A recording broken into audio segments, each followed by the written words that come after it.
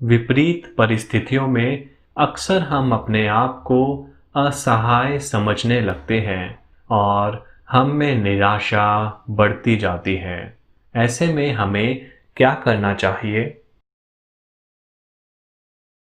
हर एक की ज़िंदगी में कुछ ना कुछ ऊंच नीच ज़रूर आती है। तो कई मौके आते हैं जबकि हमें लगता है हम बड़े खुश हैं, और कई ऐसे मौके भी आते हैं जब लगता है कि दुखों ने हमें घेर लिया।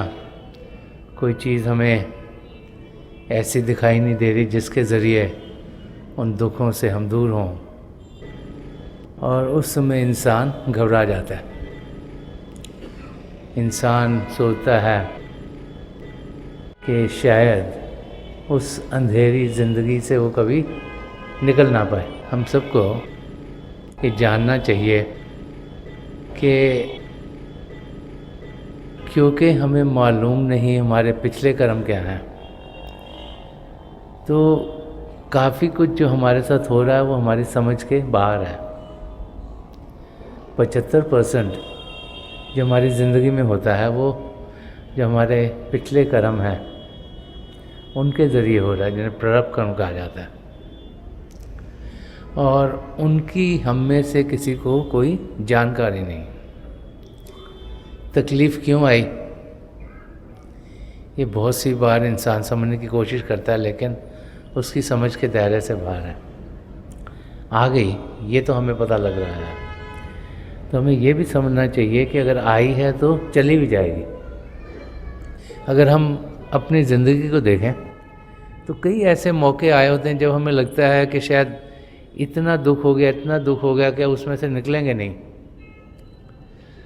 संत दर्शन सिंह जी महाराज ने भी इसी के बारे में एक जगह फरमाया कि ना उम्मीदी में सामने साहिल आया, कि जब इंसान की उम्मीद टूट जाती है, जब लगता है कि कुछ होगा नहीं, फिर हमें रास्ता दिखाने वाला आ जाता है। इसलिए पिता परमेश्वर में विश्वास करना बहुत ज़रूरी है। अगर हम ये सही मायनों से समझ लें, एक पिता परमेश्वर है, उसी ने सृष्टि रची है, सब कुछ उसके बहाने में हो रहा है। हमको अच्छा लग रहा है, बुरा लग रहा है, लेकिन उसकी रज़ा में हो रहा है, तो फिर हम किसी भी दुख को दुख नहीं समझेंगे। अगर तकलीफ़ आई तो सोचेंगे ये हमारे पुराने कर्म कट गए, और ध्यान उस ओर से हट जाएगा। तो पिता परमेश्वर में यकीन करना बहुत ज़रूरी है। जब भी हमारी उम्मीदें टूट जाती हैं तो उस समय में जबकि हम दुखों से घिर जाते हैं, हमें वो रास्ता दिखा देता है, और जो प्रभु में विश्वास है उसके ज़रिए हम अपनी मंजिल की ओर बढ़ना शुरू हो जाते हैं।